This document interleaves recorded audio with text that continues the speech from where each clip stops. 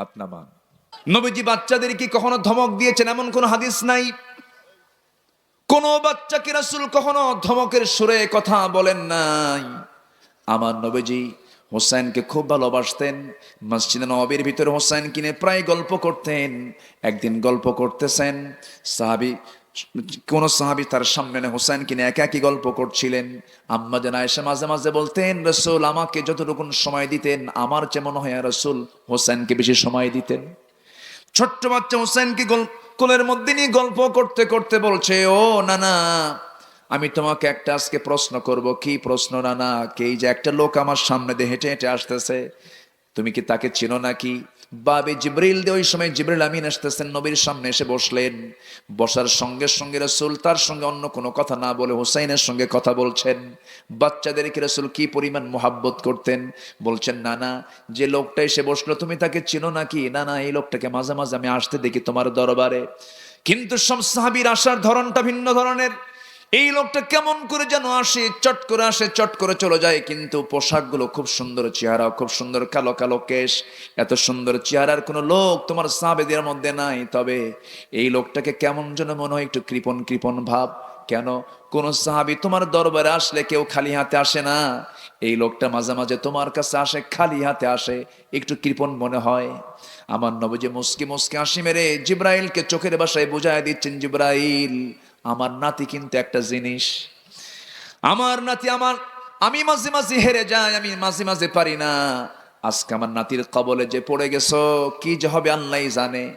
আল্লাহ তাআলা বলছেন, জিব্রাইল, তোমার পকেটের মধ্যে হাত দিয়ে দেখো, জান্নাতের আঙ্গুরের ছড়া ঢুকিয়ে দেওয়া হয়েছে। পকেট থেকে জান্নাতের আঙ্গুরের ছড়া বের করলেন জিবরিল আমিন, সামনে ঝুলায়া রাখলেন। রাসূল বলছেন, ও নানা, কে বলেছে তোমার কৃপণ সাহাবী দেখো কত সুন্দর টস টস আঙ্গুর এনেছে। এবার হুসাইন বলছেন, নানা, এতক্ষণ ভাবছিলাম সাধারণ কৃপণ, এখন দেখি মারাত্মক কৃপণ। কেন? পকেট আঙ্গুর থুই আঙ্গুর বের করে না। সুবহানাল্লাহ বলবেন না? আমার নবীজি মুস্কি মুস্কি হাসি দিলেন। আমার নবীজি এরকম করে হোসাইনকে ঘন্টার পরে ঘন্টা সময় দিতেন। সাহাবায়ে কেরামকে আমার নবীজি সবাইকে এক জায়গায় করে মসজিদ নববীর ভিতরে তিনি ওয়াজ করছেন, দর্শ দিচ্ছেন, হাদিস বর্ণনা করছেন।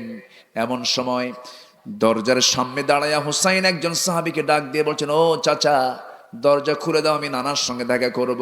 সেই সাহাবী বলছেন, না, তুমি এখন যেতে পারবে না, কারণ তুমি গেলে রাসূল ওয়াজ বাদ দেয়, তুমি গেলে রাসূল সমস্ত কাজ বাদ দিয়ে দেয়, এখন তুমি যেতে পারবে না। সঙ্গে সঙ্গে হোসেন বলছো, ও চাচা, তোমরা যে নবীর কথা বসে বসে শোনো, আমি তার নাতি হই, আমার কি কোনো দাম নাই নাকি? আমার কি কোনো ইজ্জত নাই নাকি? তোমরা যে নবীর কথা বসে বসে শোনো, সেই নবীর চাইতে আমি হোসাইন হাজার গুণে বড়। রাস্তা ছাড়। রাস্তা ক্লিয়ার করে নিলেন, ভিতরে ঢুকে গেলেন। নবীর সামনে গিয়ে আস্তে করে দাঁড়ায় আছেন, কোনো হাসি নাই, মনটা মরা। রাসূল বলছেন, নানা রে, তোমার মুখটা কেমন যেন মনে হচ্ছে, মনে তোমাকে কেউ কিছু বলছে মনে হয়। কি হয়েছে নানা, বলো তো? নানা, আমার কি কোনো দাম নাই নাকি? নামাজে যখন শুরু করি তখন কি বলি আমরা? জোরে। আজান যখন শুরু করি তখন কি বলি আমরা? যখন আমার জন্ম হয়েছিল আমার কানে কি দিয়ে শুরু হয়েছে? আচ্ছা, রুকুতে যেতে কি বলি? সেজদায় যেতে কি বলি? আবার যখন মরে যাব তখন জানাজা সামনে লাশ নিয়া কি বলি? নামাজে আল্লাহু আকবার লাগে, রুকুতে আল্লাহু আকবার লাগে, আজানে আল্লাহু আকবার লাগে। কেউ যদি তাকবীর না বলে, আল্লাহু আকবার না বলে, নামাজই হবে না, আজান হবে না। যে কেউ যদি তাকবীর না দেয়, জানাজাও হবে না। তার নামাজে আল্লাহু আকবার লাগে, আজানে আল্লাহু আকবার লাগে, জানাজায় আল্লাহু আকবার লাগে।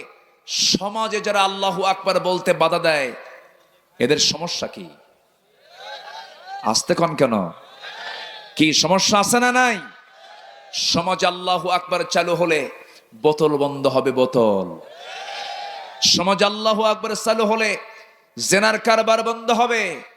সমাজে আল্লাহু আকবার চালু হলে জেনার কারবার বন্ধ হবে, সুদের কারবার বন্ধ হবে, জুয়ার কারবার বন্ধ হবে।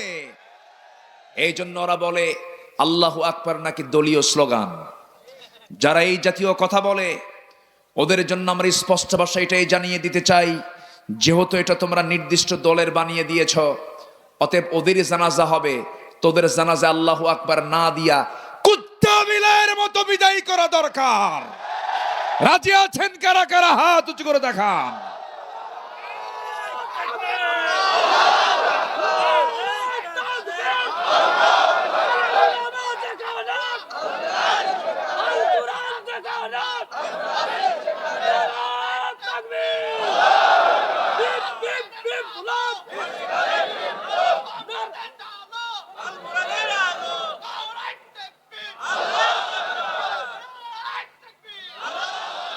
আল্লাহ কবুল করুন, জোরে বলি আমিন।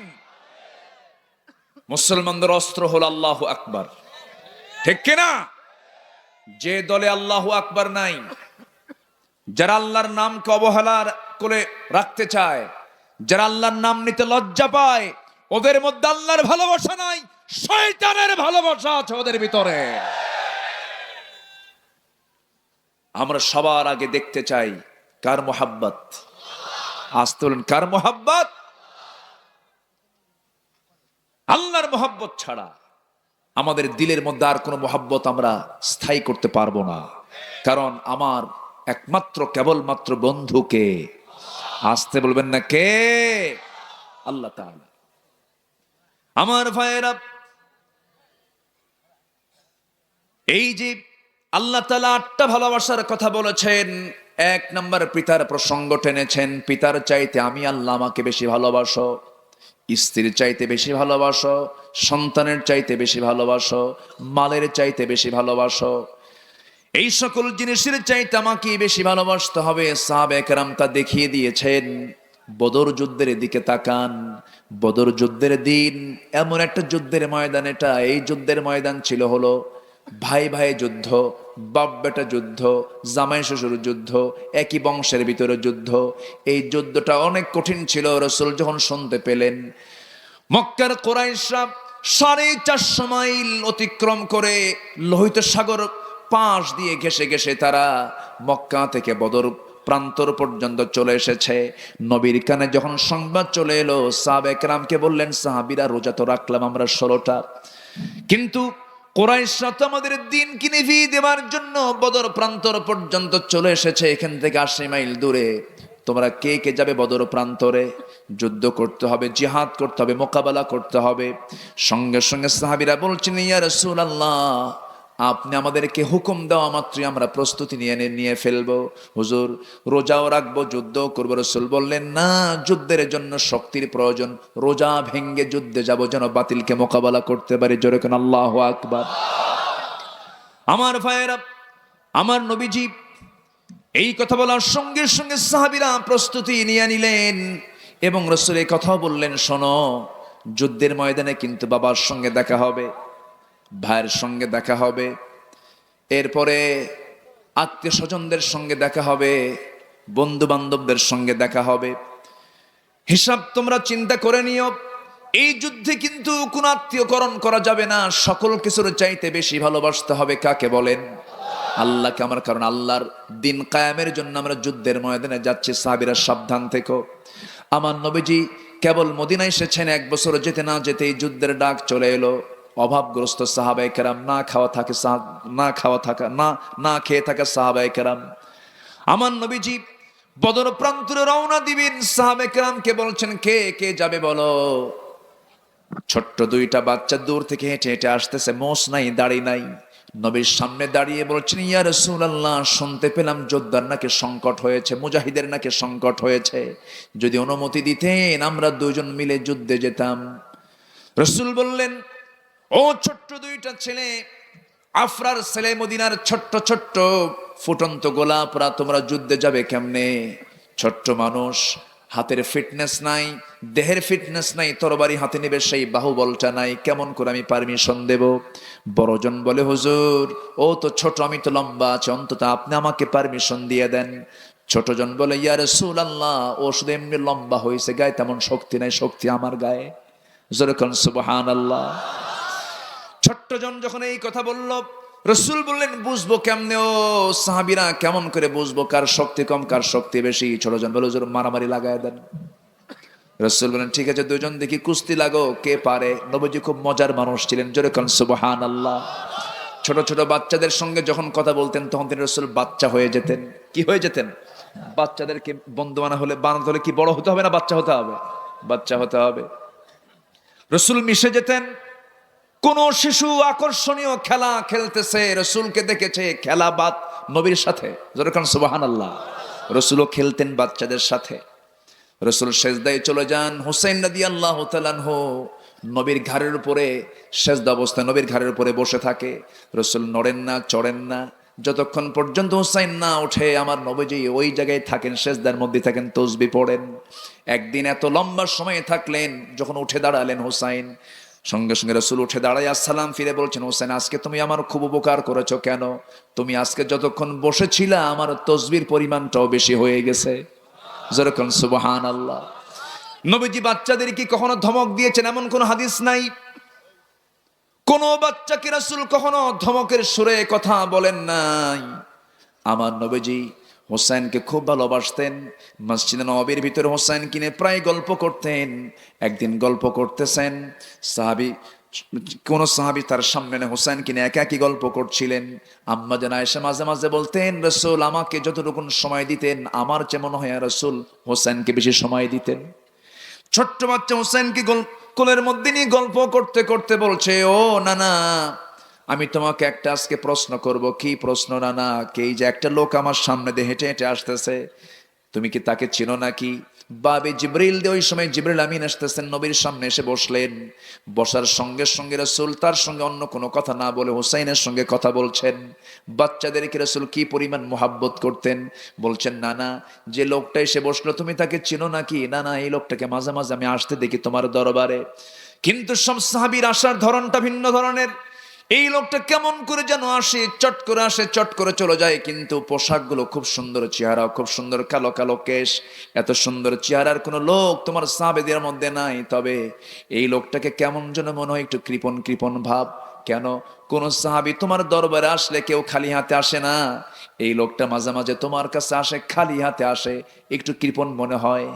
আমার নবীজি মুস্কি মুস্কি হাসি মেরে জিব্রাইলকে চোখের ভাষায় বুঝায় দিচ্ছেন, জিব্রাইল আমার নাতি কিন্তু একটা জিনিস, আমার নাতি আমি মাঝে মাঝে হেরে যাই, আমি মাঝে মাঝে পারি না। আজকে আমার নাতির কবলে যে পড়ে গেছো, কি যে হবে আল্লাহই জানে।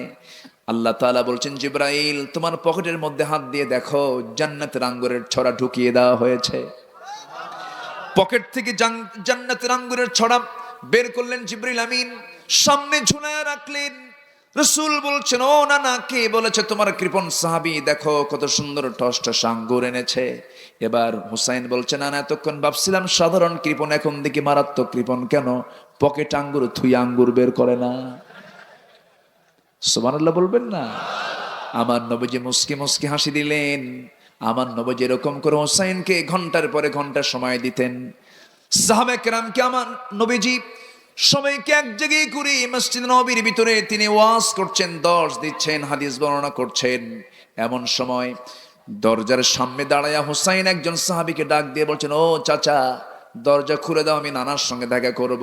সেই সাহাবী বলছেন, না তুমি এখন যেতে পারবে না, কারণ তুমি গেলে রাসূল ওয়াজ বাদ দেয়, তুমি গেলে রাসূল সমস্ত কাজ বাদ দিয়ে দেয়, এখন তুমি যেতে পারবে না। সঙ্গে সঙ্গে হুসাইন বলছো, ও চাচা তোমরা যে নবীর কথা বসে বসে শোনো, আমি তার নাতি হই, আমার কি কোনো দাম নাই নাকি? আমার কি কোনো ইজ্জত নাই নাকি? তোমরা যে নবীর কথা বসে বসে শোনো, সেই নবীর চাইতে আমি হুসাইন হাজার গুণে বড়। রাস্তা ছাড়। রাস্তা ক্লিয়ার করে নিলেন, ভিতরে ঢুকে গেলেন। নবীর সামনে গিয়ে আস্তে করে দাঁড়ায় আছেন, কোনো হাসি নাই, মনটা মরা। রাসূল বলছেন, নানা রে তোমার মুখটা কেমন যেন মনে হচ্ছে, মনে তোমাকে কেউ কিছু বলছে মনে হয়। কি হয়েছে নানা বলো তো? কে নানা, আমার কি কোনো দাম নাই নাকি? আমার কি কোনো ইজ্জত নাই নাকি? আমি তোমার কাছে আসতে চাই, তোমার সাহাবীরা আমার জন্য দরজা লাগায় দেয়, কিন্তু আমি তোমার নাতি, কিন্তু আজকে আমি তোমাকে কিছু প্রশ্ন করব। নানা নানা তুমি বলো তো, তুমি বড় না আমি বড়? রাসূল বলছে, আমি তো বড় হব, আমি তোমার নানা হই, তুমি আমার ছোট হবে, বয়সও ছোট, সবকিছুতেই ছোট। এবার হোসেন বলছে, নানা বুঝতে পারো না, আমি তোমাকে আজকে বুঝাইয়া দেব আমি তোমার চাইতে বড়। রাসূল বলছেন, কেমন করে বড়? উত্তর দেব, তবে শর্ত হলো সব সাহাবীকে ডাক দাও, একটু বুঝাইয়া দেই। সব সাহাবীকে ডাকলেন। এবার রাসূল বলছেন নানা কি প্রশ্ন করবে বলো। এবার হোসেন বলছে নানা সময় বেশি নাই, মাত্র 3টা প্রশ্ন করি আমি চলে যাব। কিন্তু নানা আমি যে তোমার সঙ্গে গল্প করি, গল্পের সময় আমি তোমার কোন জায়গায় বসে বসে গল্প করি? রাসূল বলছেন আমার বুক। এবার বলছেন নানা তুমি শুয়ে পড়ো। শুয়ে পড়লেন রাসূল, লাফ মেরে গিয়ে নবীর বুকের উপরে বসছেন হোসেন রাদিয়াল্লাহু তাআলা আনহু। সাহাবীরা আশ্চর্য হয়ে গেছে, দেখতো হোসেন কোথায় গিয়ে বসছে, নবীর বুকের উপরে বসে গেছে। এবার বলছে নানা তোমার সব সাহাবী এখানে হাজির হয়ে গেছে, তোমাকে 1 নাম্বার প্রশ্ন করি নানা, বলো তো তোমার আব্বার নামটা কি? তোমার আব্বাটা কি? সঙ্গে সঙ্গে হোসেন এই প্রশ্ন করার সঙ্গে সঙ্গে রাসূল মুস্কি হাসি মেরে বলছে নানা আমার বাবার নাম আব্দুল্লাহ। কোন বংশ? কুরাইশ বংশ। কোথায় তার বাড়ি? মক্কায়। ও নানা তোমার বাবার নাম আব্দুল্লাহ, কুরাইশ বংশের মানুষ। আর কোনো পরিচয় আছে নাকি? তেমন কোনো পরিচয় নাই। ও নানা আমার আব্বার পরিচয় তো তোমার ভালো করে জানা আছে। আমার বাবা শুধু কুরাইশ বংশের নয়, শুধু মক্কার বাসিন্দা নন, আমার বাবার পরিচয়টা হলো আল্লাহ তাআলা যাকে দুনিয়ার সমস্ত কাফের বেঈমানদের জন্য সিংহ করে পাঠিয়েছেন, আমার গর্বিত পিতা আলী আর তোমার পিতা আব্দুল্লাহ। দুজনকে 2 পাল্লায় দিয়ে দাও, আল্লাহর কসম করে বলি আমার আব্বা আলীর ওজনটাই বেশি ভারী হয়ে যাবে। আমার নবীজি মুস্কি মুস্কি হাসি মারছেন আর বলছেন নানা আর কি বলবে বলো। এবার বলছে নানা তুমি বলো তো তোমার মার নামটা কি? রাসূল বলছেন আমার মার নাম হলো আমেনা। বাড়ি তার কোথায়? মদিনায়। ও নানা তোমার মার নামটা আমেনা, তার বাড়ি হলো মদিনা, এতটুকুই তার পরিচয় শেষ। ও নানা তুমি কি জানো আমার নানার পরিচয়টা কি? আমার মার পরিচয়টা কি? আমার মাটা কি? আমার মা হলেন দুনিয়ার সমস্ত পরহেজগারিনী, আবেদা, সালিহা। ওই সমস্ত নারী, যে সমস্ত নারীরা জান্নাতের মেহমান হয়ে যাবে, সেই সমস্ত নারীদের সর্দারিনী খাতুনে জান্নাত মা ফাতিমা। আমার মা ফাতিমাকে 1 পাল্লায় দাও, তোমার মা আমিনাকে 1 পাল্লায় দিয়ে দাও নানা। আল্লাহর কসম করে বলি আমার মার ওজনটাই বেশি ভারী হয়ে যাবে। আমার নবীজি মুস্কি মুস্কি হাসি দেন, হোসেনকে বুকের মধ্যে জড়ায়া নিয়ে বলছেন নানা রে আর কি প্রশ্ন করবি বল। নানা বেশি প্রশ্ন করব না, শুধু একটা প্রশ্ন আর বাকি আছে। সেই প্রশ্ন হলো নানা বলো তো তুমি দেখি তোমার নানার নামটা কি? আমার নবী কেঁদে ফেলে দিলেন। নবীজি কাঁদতে কাঁদতে বলছেন নানা রে আমার নানার নাম হলো আবু জোহরি। বাড়ি তার কোথায়? মদিনায়। কি করতেন? ব্যবসা করতেন। ও নানা আর কি কোনো পরিচয় আছে নাকি? না তেমন কোনো আর পরিচয় নাই। ও নানা তোমার নানার পরিচয় দিয়েছ 1 লাইনেই শেষ হয়ে গেছে, কিন্তু আমার নানার পরিচয় 1 লাইনে শেষ হবে না। আমার নানা হলেন সর্বকালের সর্বযুগের সর্বশ্রেষ্ঠ মহামানব, যার সম্মান যার মর্যাদা আল্লাহর পরে আল্লাহ হচ্ছেন রব্বুল আলামিন, আর আমার নানা হচ্ছেন রাহমাতুল লিল আলামিন। আমার নানা হচ্ছেন জনাবে মুহাম্মদুর রাসূলুল্লাহ সাল্লাল্লাহু আলাইহি সাল্লাম। আমার নানাকে তুমি 1 পাল্লায় দাও নানা, আর তোমার নানাকে তুমি 1 পাল্লায় দাও, তোমার নানার চাইতেই আমার নানার ওজনটা বেশি ভারী হয়ে যাবে। তারা রসুলের সিরাত গুলো জানবে, রসুলের শিশু প্রীতি নিয়ে তারা জানবে, কিন্তু সিলেবাসে অনেক কিছু সংযোজন হয়েছে। শেষ পর্যন্ত সংযোজন হয়েছে হলো বানর। এগুলো কোনো কথা নাই। বাচ্চাদেরকে উল্টা পাল্টা শেখানো হয় না। না আমি সবার কাছে আহ্বান জানাবো এই ভুলটা আর কখনো করবো না আমরা। সন্তানকে যে শিক্ষাই দেন না কেন সবার আগে কোমল হৃদয়ে সবার আগে শিক্ষা দিতে হবে কি? আসতে বলেন কি দিতে হবে? কোরআনটা দিয়ে দিতে হবে। কথার তো থা নাই, বিভিন্ন লাইনে চলে গিয়েছিলাম। আমার নবীজি ছোট্ট 2টা বাচ্চা মুআজকে বললেন ঠিক আছে 2 জন তোমরা কুস্তি লড়াই শুরু করো, কে পারে দেখি। মুআজ 2 জন লড়াই শুরু করেছে। বড়জন ছোটজনকে নিচে ফেলে দিয়েছে। নিচে ফেলে দেওয়ার সঙ্গে সঙ্গে ছোটজন বড় ভাইয়ের দিকে চোখের ইশারায় বলছে ভাই রে একটু এইদিকে আয়। টান মেরে কানের মধ্যে মুখ ঢুকায় দিয়ে বলছে ভাই তুই কত বড় পাষাণ রে, একসঙ্গে খাই, একসঙ্গে ঘুমাই, একসঙ্গে খেলাধুলা করি, একা একা যুদ্ধে যাবি না রে ভাই, আমাকে নিয়ে যা, তোর গায়ের শক্তি একটু কমায় দে, একটা বারের জন্য তোর বুকের উপরে উঠে বসে প্রমাণ করে দিয়ে শক্তির দিক থেকে আমি কোনো অংশে কম নই। আমার নবীজি বিষয়টা টের পেলেন। রাসূল মুস্কি মুস্কি হাসি মেরে সন্তান 2টাকে আস্তে করে কোলের মধ্যে উঠায় নিয়ে 2 হাত আসমান দিকে উঁচু করে বলছেন আল্লাহ তাআলা এই ছোট্ট 2টা বাচ্চার যদিও গায়ের শক্তি নাই কিন্তু ইমানের শক্তি আছে, এই 2 জনকে আমি যুদ্ধের পারমিশন দিয়ে দিলাম। জোরে বলি সুবহানাল্লাহ। মুসলমানদের বিজয় এসেছে শক্তি দিয়া না ইমান দিয়া, সংখ্যা দিয়া না ইমান দিয়া, অস্ত্র দিয়া না ইমান দিয়া। আজকে শক্তি আছে, সংখ্যা আছে, কিন্তু কি নাই? ইমানটা নাই। ইমানটা আমরা 10 টাকায় বেচে দেই, 10 টাকায় আমরা ইমানটা বেচে দেই।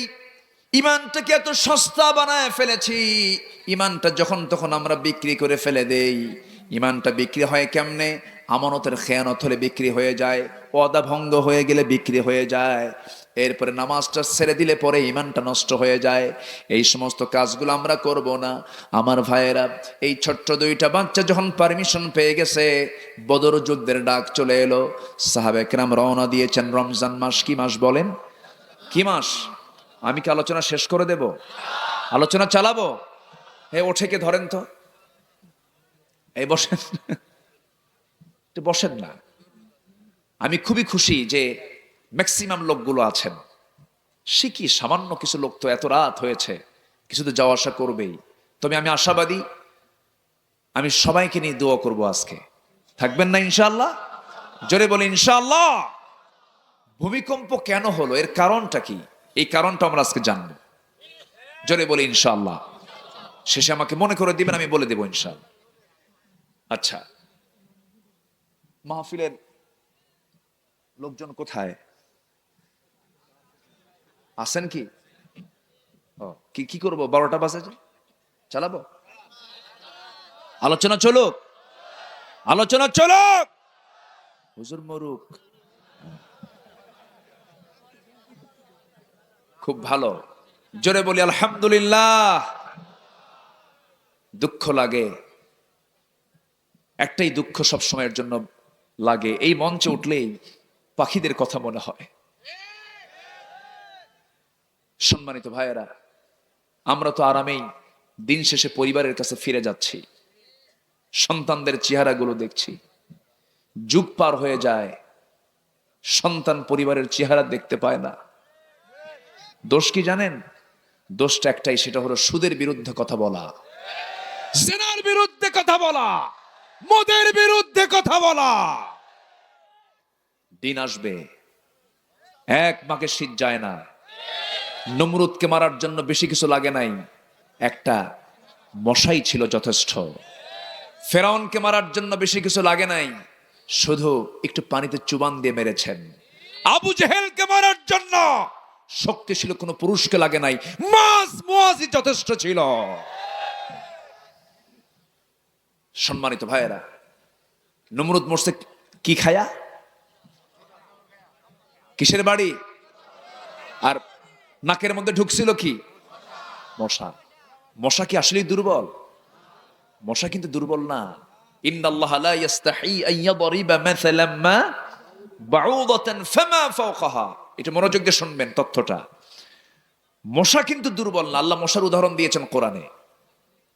মশা এক নাম্বার, মশা যে শক্তিশালী, এক নাম্বার কারণ হলো, মশা যখন বেশি রক্ত খেয়ে ফেলে তখন কি তার হায়াত কমে না বাড়ে? বলেন কমে না বাড়ে? আচ্ছা, এই দুনিয়াতেও যারা অবৈধভাবে যারা পেটের মধ্যে বেশি কিছু উঠাবে, ওর হায়াতও কম। নাম্বার 2, আচ্ছা আমার দিকে তাকান। মশা যখন, আমরা যখন বিছানায় চলে যাই, আচ্ছা মশা শক্তিশালী না আমরা শক্তিশালী? আমরা। তাহলে মশারি টাঙ্গায় কে? হ্যাঁ, কথা কন। তাহলে শক্তিশালী যদি মশা না হয়, তাহলে আপনি তো জেলখানায় ঢুকে থাকেন। মশা যেন আমারে অ্যাটাক না করে। মশা যখন 2-1টা মশা যদি মশারির মধ্যে ঢুকে যায়, কানের কাছে সে কি করে? ঘুম হয়। বলেন এটা কি মিষ্টি আওয়াজ? ঘুম শেষ। এই যে আওয়াজটা হয়, সায়েন্স বলতেছে প্রতি সেকেন্ডে মশা তার পাখা নড়াই হলো প্রতি সেকেন্ডে 500 থেকে 600 বার। পৃথিবীর কোন প্রাণী এত দ্রুত কোনো কিছু চালাতে পারে না। আল্লাহু আকবার বলেন। তাহলে মশার মধ্যে শক্তি আছে না নাই? ডেঙ্গু হয় কখন? কি মরে? মরে, মানুষ মরে, মরে সামান্য মশার কামড়ে কি পরিমাণ তার প্রতিক্রিয়া, ওর একটা কামড় খায়া মানুষ শেষ, মানুষ শেষ। আল্লাহ তাআলা মশার উদাহরণ এমনি দেন নাই। সম্মানিত ভাইয়েরা, সর্বশেষ কারণ হলো মশার কামড় খেয়েই কিন্তু মরছেন নমরুদ। কি ঠিক কিনা? আল্লাহ তাআলা মাকড়সার উদাহরণ দিয়েছেন। মাকড়সা, আল্লাহকে বাদ দিয়ে যারা অন্য কাউকে বন্ধু বানায় তাদের উদাহরণ হলো মাকড়সার মতো। মাকড়সার বাসা সবচেয়ে শক্তিশালী না মজবুত? দুর্বল না মজবুত? দুর্বল। এই দুর্বল মাকড়সার বাসা সামান্য বাতাসেই কি হয়? লন্ডভন্ড হয়ে যায়। ঠিক তেমনি আল্লাহকে ছাড়া যারা অন্য কাউকে বন্ধু বানাবে ঠিক মাকড়সার বাসার মতো লন্ডভন্ড হয়ে যাবে। এই জন্য মাকড়সার মতো আল্লাহ তাআলা উদাহরণটা দিয়েছেন। এখানে সায়েন্স এসে আবার আরেকটা ব্যাখ্যা করছে। সে ব্যাখ্যাটা হলো মাকড়সা তার যে স্ত্রী মাকড়সা আছে ওদের মধ্যেও কিন্তু একটা সম্পর্ক আছে না নাই? স্বামীও আছে, স্ত্রীও আছে। কিন্তু স্ত্রী মাকড়সাগুলো বড় ভয়ঙ্কর স্বামী মাকড়সার জন্য, পুরুষ মাকড়সার জন্য। স্ত্রী মাকড়সা ষড়যন্ত্র করে স্বামী মাকড়সাকে মেরে ফেলে দেয়। যে সংসারে স্ত্রী কর্তৃক স্বামীর উপর ষড়যন্ত্র করা হয়, খুব সুখের সংসার তো নাকি? সুখের সংসার। আল্লাহ বলছেন যারা আল্লাহকে বাদ দিয়ে অন্য কাউকে বন্ধু বানায় তাদের জীবনটা হলো মাকড়সার সংসারের মতো। আল্লাহ তাআলা উদাহরণগুলো কত সুন্দর সূক্ষ্ম করে দিয়েছেন। আমরা বন্ধু বানাবো কাকে? আসতে বলবেন, বন্ধু বানাবো কাকে? যে আল্লাহ নমরুদকে খতম করেছেন, যে আল্লাহ হামানকে খতম করেছেন, যে আল্লাহ আবু জেহেলকে খতম করেছেন, সেই আল্লাহ কি পৃথিবীর যারা নব্য ফেরাউন নমরুদ তাদেরকে খতম করতে পারেন না? পারেন না কিনা? অবশ্যই পারেন। এক মাঘে শীত যায় না, সময় আসবে। জোরে বলি ইনশাআল্লাহ, আরো জোরে বলি ইনশাআল্লাহ। সম্মানিত ভাইয়েরা, মুআজ রাদিয়াল্লাহু তাআলা আনহু পারমিশন পেয়ে বদর যুদ্ধের ময়দানের প্রথম কাতারে গিয়ে দাঁড়ায় গেছে। প্রথম কাতারে ছোট্ট বাচ্চা এক সাহাবীকে ডাক দিয়ে বলে, চাচা আবু জেহেল কই? সাহাবী কয়, তুমি আবু জেহেল দিয়ে কি করবা? উদ্দেশ্য কি? আবু জেহেলের সঙ্গে আমরা আজকে বোঝাপড়া করব। আবু জেহেলের প্রতি এত রাগ কেন? শুনেছি বহু রাসূলকে নাকি সবচেয়ে বেশি কষ্ট দিয়েছে আবু জেহেল। আল্লাহু আকবার বলবেন না? মানুষটা ছোট কিন্তু নবীর প্রতি ভালোবাসাটা বেশি। সাহাবী বলছে, তোমরা কি মারতে পারবে? শুধু দেখায় দেন, আবু জেহেলটাকে দেখায় দেন। সঙ্গে সঙ্গে ইবনে মাসউদ রাদিয়াল্লাহু তাআলা আনহু নখটা উঁচু করে বলতেছে, ওই যে ঘোড়ার পিঠে দুটা পা ছেড়ে দিয়ে ঘোড়ার পিঠে বসে আছে কাফেরদের লিডার আবু জেহেল। শুধু বলতে দেরি হয়েছে, যেতে দেরি হয় নাই। সিংহের মতো গর্জন দিয়া নবীর প্রেমে উদ্বুদ্ধ হয়ে ছোট্ট দুইটা বাচ্চা বাস পাখির মতো উড়ন্ত হয়ে আবু জেহেলের দুই পাশে দুজন দাঁড়ায় গেছে।